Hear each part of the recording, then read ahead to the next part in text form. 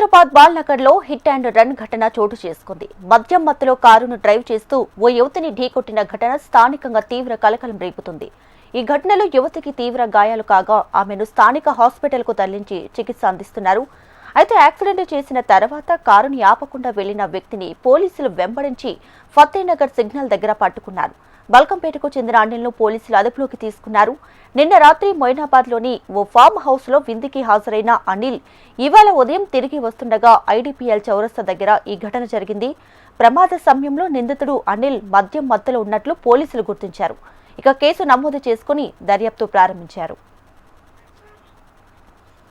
ఈ ఘటనకు సంబంధించి పూర్తి డీటెయిల్స్ తో మా ప్రతినిధి అమర్ సిద్ధంగా ఉన్నారు. అమర్, హైదరాబాద్ బాలానగర్ లో హిట్ అండ్ రన్ కేసు నమోదైంది. మద్యం మత్తులో సాయి కార్తి అనే వ్యక్తి ఏదైతే యువతి కార్ ద్వారా వచ్చి ఏదైతే యువతికి సంబంధించి ఆ వాహనం ద్వారా ఢీకొట్టిన పరిస్థితి అయితే ఉన్నాయి. ప్రస్తుతం బాలానగర్ పోలీస్ స్టేషన్ పరిధిలోని ఐడిపిఎల్ చౌరస్తాలో ఈ ఘటన చోటు చేసుకుంది. మద్యం మత్తులోనే కారు డ్రైవర్ ఉన్నట్లుగా తెలుస్తుంది. యువతిని ఒక్కసారిగా ఢీకొట్టడంతో పూర్తిగా యువతి అక్కడనే ఏదైతే తీవ్ర గాయాలతో అక్కడే పడిపోయింది. స్థానికులు పనిచేయడం ద్వారా స్థానిక పోలీస్ స్టేషన్ కి అయితే తరలించారు. ప్రస్తుతం యువతికి చికిత్స కూడా అందిస్తున్నారు. అయితే వెంటనే అలర్ట్ అయిన ట్రాఫిక్ పోలీసులు ఏదైతే ఫాతినగర్ లోని సిగ్నల్స్ ఉన్నాయో సిగ్నల్స్ వద్ద ఒకసారిగా ఫార్చునర్ కారు ఆపారు.